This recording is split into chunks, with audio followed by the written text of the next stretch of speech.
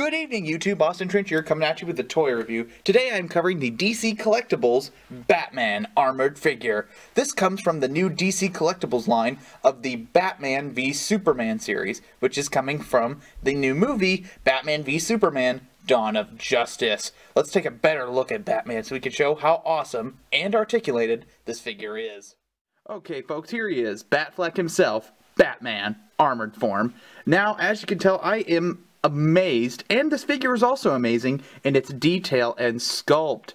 Now, you can see there's gunmetal finish all over. Also, you get to see scratches on here, not from an assembly line mess up, but from the battle. This suit looks like it's been through hell and back, and it looks absolutely amazing. You can even see in the details on the cape, which, by the way, you know from my last review, I did the review of the San Diego Comic-Con exclusive Batman v Superman, in which they have sort of rubber-esque capes where, you know, like they're more silk or spandex-ish. Now this is just straight-up molded plastic, which I don't mind, but you know, it puts a lot of heft all over the body, causing it to tip over a little bit. So that's a major problem that I hope in later renditions of Batman v Superman figures that come out, that is addressed. But that's just a minor complaint.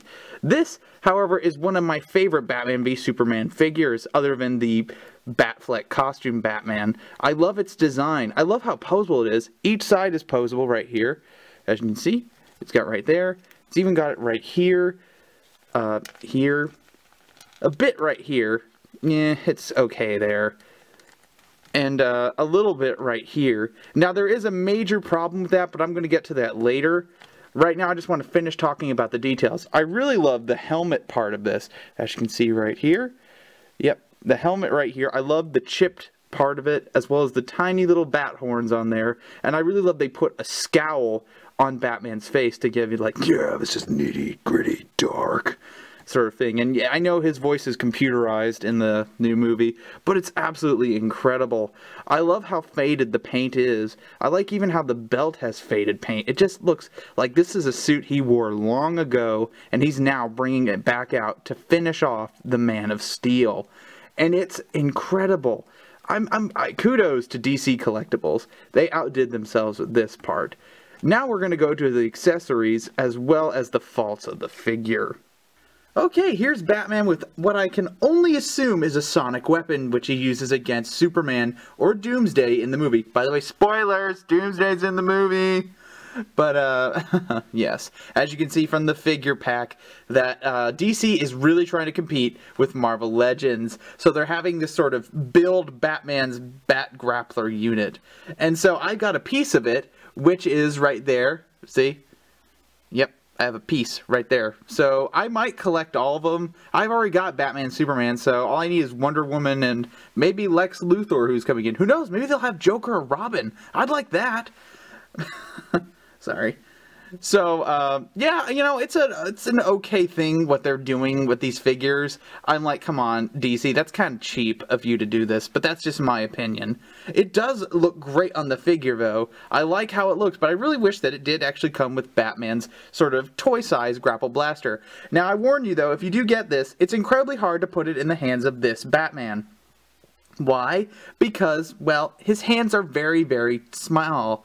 They won't really fit anything above its fitting degree. Only this hand, which, what can I assume is the less shrunk, in a way, which balled into a fist, can actually hold it. Now, you can hold it in the other figure, too. It actually fits 10 times better on the figures you got, like, obviously right here, the Batman, Superman from right here, and also the San Diego Comic-Con exclusive Batman, Superman.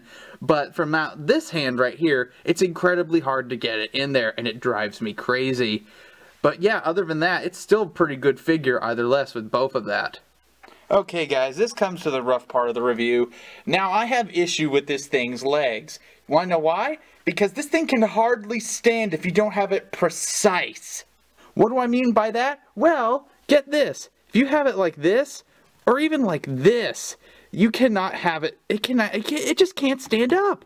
You want to know why? They don't have sort of stabilizing joints right here that allows the foot to move left and right. They only have it going up and down, which really damages the figure's sort of stabilization when it's standing up, and it causes it to fall down like the walls of Jericho. And I do not wish for that to happen with this figure because I love it. And it's a really, really bad sign on this figure. That and the hands just like, they really hurt the figure, but they're not going to hurt the review. That's just really difficult for collectors who have this figure and have to put up with putting the foot back together, or at least trying to find some way to customize it, which I'm not going to do, but I know someone is when they get their hands on him, or at least sell him, or just keep him up there with a stand holding him up, which is really annoying because some people like to pose these figures. And, well, I'm a bit disappointed by this. But other than that, it doesn't really hurt the figure that much.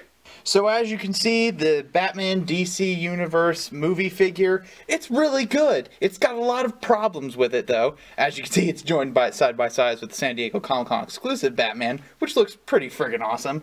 But as I was saying, this has a lot of problems, but it's still a very good figure, and it is worth buying for die-hard Batman fans and fans who have Frank Miller, because this represents the Frank Miller Batsuit used to kick the crap out of the Man of Steel.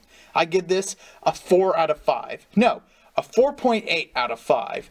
It's good, but those two problems, those little problems like the hands and the feet, really hurt the figure, you know? But still, it's a great figure. I still recommend buying it and look forward to more reviews on Batman. I'm Austin Trench, saying peace.